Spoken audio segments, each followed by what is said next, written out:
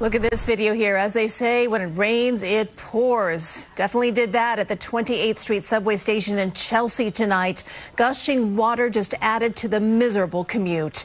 Naveen Dhaliwal joins us now live from the Upper West Side, where subway riders are still facing delays. Naveen. Yeah, Christine, it has been a mess for subway riders throughout the evening because of that excessive water, and many train lines delayed, including the 2 and 3 here at the 96th Street station on the Upper West Side. Now, again, that rainfall, it came down, it stopped trains, and it stranded passengers. Take a look at that video that you just showed, Christine. This is the 28th Street station. This is the one line in Chelsea.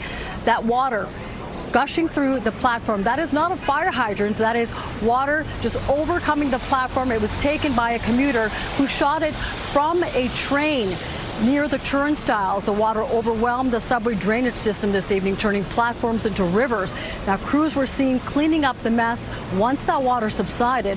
The MTA says several subway stations experienced flooding, and that led to delays, including on the A, B, C, D, R, and F lines that were all impacted. Over at the 34th Street station at Penn Station, one of the busiest in the city, also saw water pooled on platforms as riders carefully maneuvered through it. Now, subway riders, they're used to delays, but once again, they had no choice but to deal with them. When it rains here in New York, it sucks. I don't know what is going on, the drainage. I mean, look at this. God forbid if someone slips and falls in this, you'd have to amputate your whole skin. It's horrible. Whenever it rains, it's bad. It is super frustrating. People just want to go home. These are not the conditions that New Yorkers deserve to be traveling in. And unfortunately, that's what New Yorkers deal with as they get onto subways during a Mother Nature's event. Now, here again at the 96th Street station, the 2 and 3 lines still significantly delayed, and crews are working to clean up the process, and hopefully they're hoping that the trains will be back on schedule for the early morning commute. We're live on the Upper West Side. Naveen Dhaliwal, CBS News, New York. Christine. Okay, Naveen. Welcome, everybody, to the Sheeple Is As Sheeple Does channel. Obviously, we're seeing a mass amount of weather modification happening all at once. Now, we're used to seeing a lot of these hurricanes that pop up in Florida and Texas and hit the Carolinas. Now we're seeing a massive amount of flash floods, and the footage that you just saw is extremely uncommon. You don't get flash floods in New Jersey. You certainly don't see flash floods flooding the tunnels, the subways of New York. And this is where people need to start getting suspicious about what they're seeing, because it's happening fast. It's happening on a day in, day out basis. And as I'll show you, they're even coming out in the news and they're continuing to use the same propaganda that they've used for years. Once in a lifetime flood events. Once in a lifetime flood events. And where are the people out there to start asking questions and saying, you know what? Flash floods are not a thing that usually occurs in these locations. Just like when we saw 75 tornadoes pop up and they told us it was just outside of Tornado Alley. These things are happening at time periods where they normally don't. As in summertime, these things don't normally happen. But we know that they're now admitting to the fact that they can cloud seed. We know a lot of people woke up with everything that occurred in Texas, so much so that the mainstream media had to come out and admit that they can make it rain. And we all were sitting there watching them admit to it and then say, well, you can make it rain. We can make it rain. We should say corporations supposedly are allowed to go up in the sky like Rainmaker and make it rain. But we can't make it rain the way that these people say we can make it rain, right? So they admit to it, and then they still program these sheeple into thinking, well, they can't do it on that type of a scale, right? But then if you go back and you look at Operation Popeye, which at this point is over 50 years ago, and you see that they can make monsoons back then, just imagine what they can do now. And what we're seeing is repetitiveness, because these patterns of these storms continue to target specific locations. And I think it's safe to say we all know exactly why, because I think the best way to reference these psychopaths is to talk about them as land developers, because that's what they see themselves as. They're wiping people out of certain areas that they've targeted, not just to go in and take resources, but to build. And that's one of the common patterns you see with where these storms are hitting, that they've had blueprints already in place to build out smart cities or freedom cities, right? Kind of like those fires in Los Angeles. How convenient that all they were talking about was the upcoming Olympics and how they were going to have the first ever smart city Olympics. But the problem was people weren't just going to get up and sell their businesses to the government because the government wanted to put cities in those locations. So what did they do? Well, they burned them out, kind of like what we saw in Lahaina, right? A lot of those people said, I'm not leaving Maui. I live in Maui. I don't want to leave here. You can't give me enough money to leave. My family grew up here. My ancestors grew up here. And what did we see happen? We saw them torch it and then, of course, stop talking about it because they knew their propaganda with Oprah and The Rock was not working. So what we're seeing in New Jersey right now, how convenient, is we know they want to implement smart cities in New Jersey right outside of New York, Jersey City, Hoboken, and then down south in Atlantic City. Of course, Hoboken happens to conveniently be one of the places that gets hit here during the flooding, and the flooding is continuous in New Jersey right now. If you go on any of these weather apps or any of these weather, forecast channels, they just continually show it getting hit. It's no different than a bullseye being on the specific location. So what we need to do is we need to get people aware that your government has come up with this theory called climate change because they've been planning on using this weapon that they have called weather modification. And this, as I've shown you a million times, JFK, Lyndon B. Johnson, these are presidents talking about owning the weather in the 1950s. And we have government documents like this one that I always show. Weather as a force multiplier, owning the weather in 2025, okay? This is a 53-page PDF file that you could find for yourself. It's government documentation, which proves that it's real. It's called Weather as a Force Multiplier, Owning the Weather in 2025, okay? The paper outlines using aerosol spraying for weather modification and military applications. And if you look close on one of the pages, you'll see the ability to modify the weather may be desirable both for economic and defense reasons. And as I mentioned, when everything happened in Texas, there was a lot to unfold with the 27 missing people, with the way that we saw that storm pop up in the middle of the night. But one of the things that's important to note is watching these people double talk and going back and holding these people accountable for what they say. Now, Bill Nye was on the record as saying to get people to believe in climate change, this was over 2 years ago, that we're going to need a 9/11-like event to get people to believe that it's real. And now suddenly what you see trending online is a lot of sheeple who are saying, when are we going to do something about the climate crisis? There's too many places flooding out. And they don't have the slightest clue that the carbon that they're trying to get rid of is us. And what they're going to do is force in climate laws that are going to enslave us in our homes. But again, if you didn't hear Bill Nye, here he is. If you meet with people who don't believe in climate change, don't believe in global warming, and there are a lot of them, what do you say to them? What do you say to them to convince them? So if I could convince people in one sitting, that would be fabulous, but that has proven quite difficult. I tell everybody it takes years where people see the evidence, and the problem we have in climate change is we don't have a 9/11 or a Pearl Harbor. It's slow motion. So everybody that I speak with acknowledges that the climate is changing. Just the nudge that we work on, and people on my side of this, is pointing out that humans are causing it. So there's Bill Nye talking about a 9/11-like event, and now we're seeing insane weather patterns. We're seeing patterns go against the jet stream. We're seeing locations that wouldn't normally be hit get hit. And here's even Bill Nye showing up on the news talking about how it's a once-in-a-lifetime flood event hitting 3 states in a week. This is mind control, ladies and gentlemen. In central North Carolina, another, quote, once-in-a-100-year flood. In Chicago, a, quote, one-in-a-1,000-year rain event. That's all just this week. Joining me now to try to make sense of this and more is Bill Nye, the science guy. Thanks for being here. It's good to be here. I'm sorry. I really am sorry for all the trouble. It's terrible. And so just that last part of what we were describing, you keep hearing once in a lifetime, once in 100 years, once in 1,000 years. at this point, it's not anymore. It's just where we are with the climate and the environment. Oh, that's, as we like to say, our side of it, the science side of it. This is exactly what was predicted. It's very difficult to tie any one weather event to climate change. However, the warm weather events are actually easier to tie to climate change. And so the other problem that happened in the hill country in Texas is this business of the balcony escarpment, where the air mass got lifted. So it spread out and the rain came down even faster.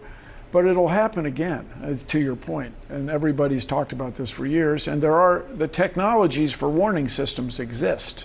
You know, where people have tidal or tsunami events, these sort of warning systems can be put up. But you got to get to higher ground very quickly. And the point that I believe was being made in the video a moment ago was the mass of the water. A 20-foot high mass of water in a half hour is you can't just float your way out of it. It knocks everything over. Everybody knows you pick up a bucket of water, you know how heavy it is, and you get a lot of water going that fast. So what are we going to do about it is the ancient question, and it would be to stop burning fossil fuels. When you're in a hole, stop digging, and so on.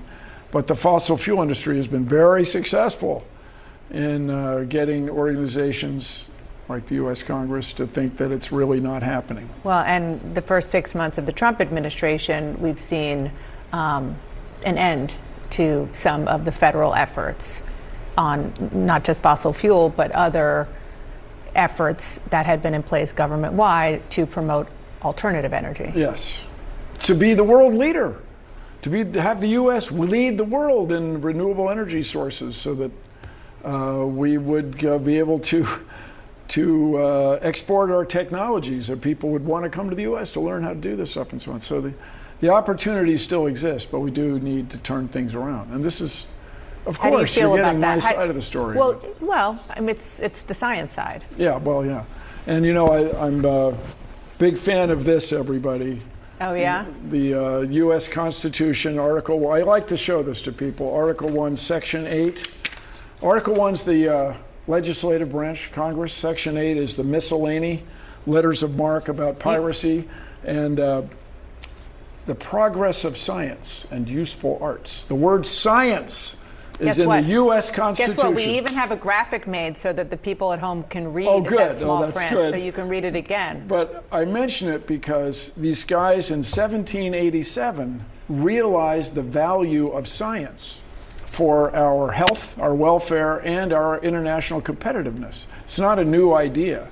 And so to set science aside is not in anyone's best interest. And so I spent the morning on Capitol Hill in Lindsey Graham's office, Ted Cruz's office, and then Adam Schiff's office. So these are two very conservative guys, one very progressive guy, and everybody shares the idea that NASA is the best brand the United States has. Let's talk about that, because, as you said, you're here to lobby on behalf of... Well, we don't lobby. That's a legal word. Sorry. We are advocating. To talk to people who make decisions in their offices about proposed cuts to NASA. Yeah.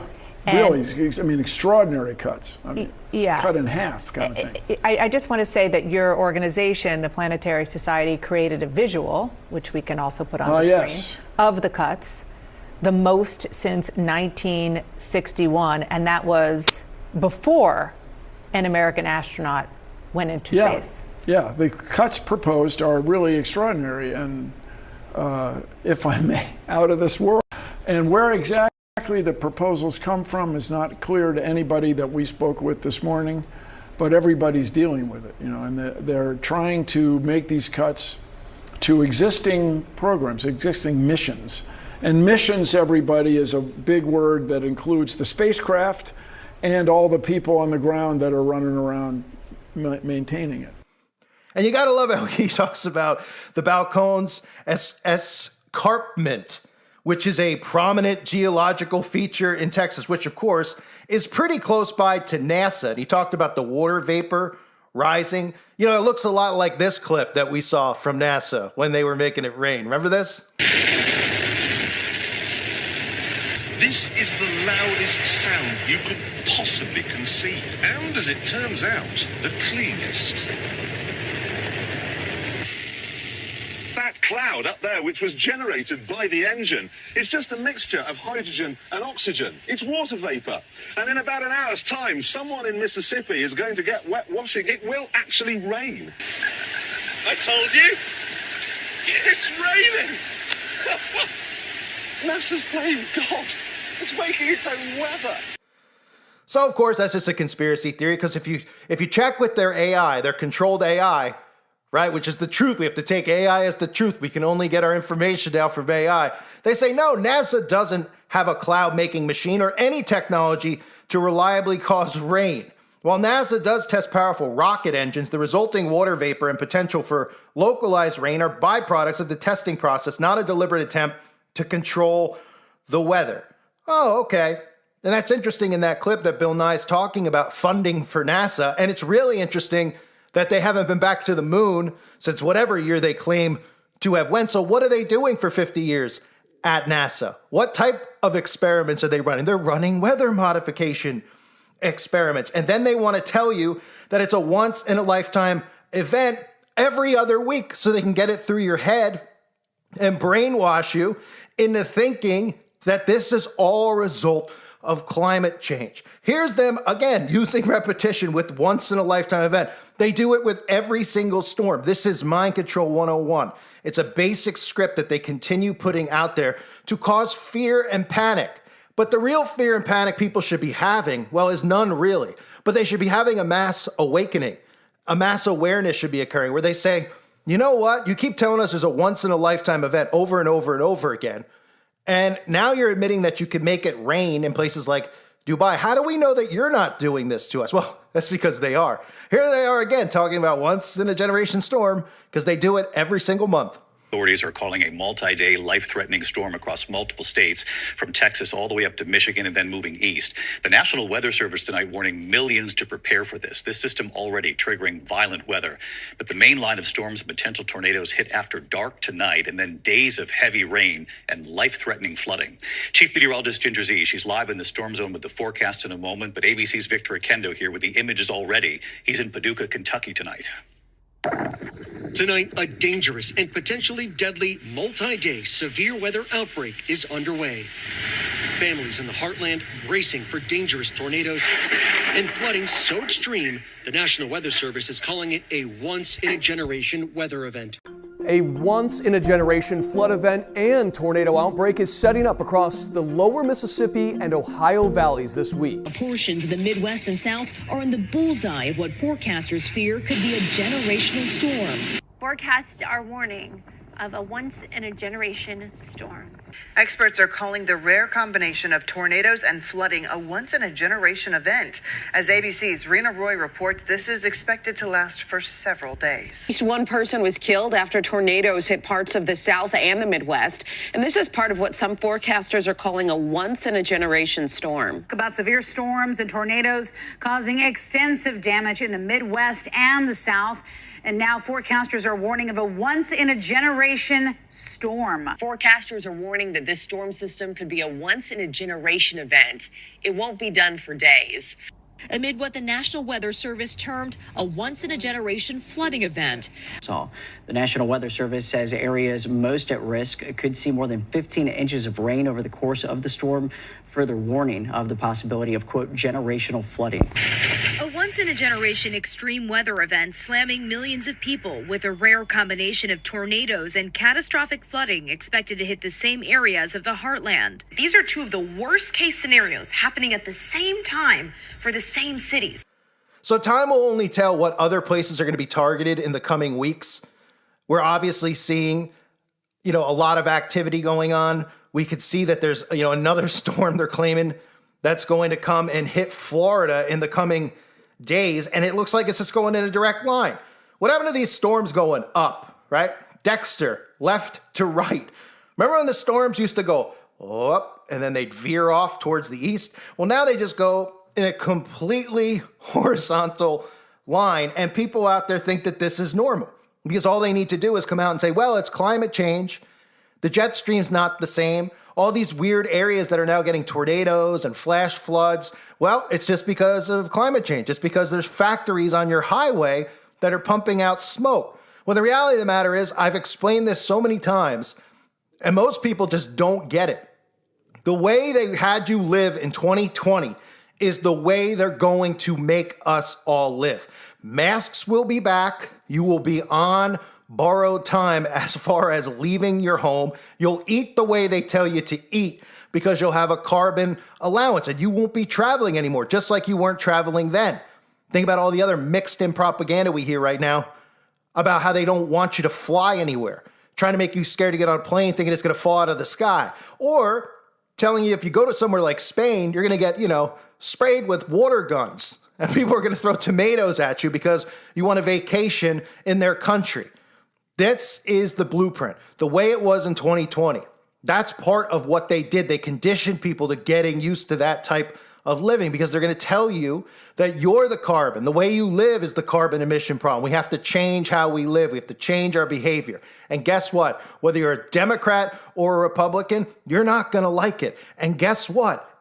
Everything they're going to tell you is a lie because they're the ones who are doing this with the weather. They're the ones who are using weaponized weather against all of us. And like I said earlier, it's no different than a land developer who decides that this is the area of land that they want, whether they buy it or they say, you know what, these old apartment buildings here, well, let's just tear them all down and we'll build, let's say they're not up to code and we'll build new.